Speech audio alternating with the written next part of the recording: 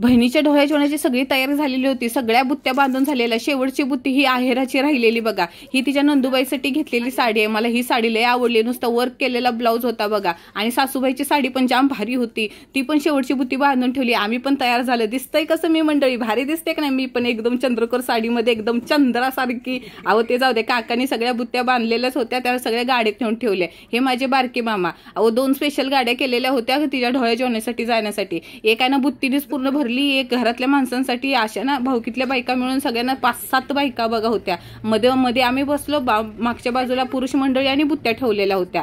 हे कोतीस गाव आहे. हे कोतीस गावचा तलाव. कोतीस गेल्यानंतर बघा खेराडी लागतं. खेराडी वांगी माहितीये का तुम्हाला? बरोबर आज त्याचा ना बाजार होता. अहो एक नारळाची पण बुत्ती करायची असते की नाही, दुर्डी दुर्डी बुत्ती म्हणजे दुर्डी. ती नारळाची पण एक दुर्डी तयार केली, पटकन गाडी चालू केली. अहो 2:30 वाजताचा मुहूर्त होता ना, आम्हाला घरात निघायलाच 12 वाजलेले.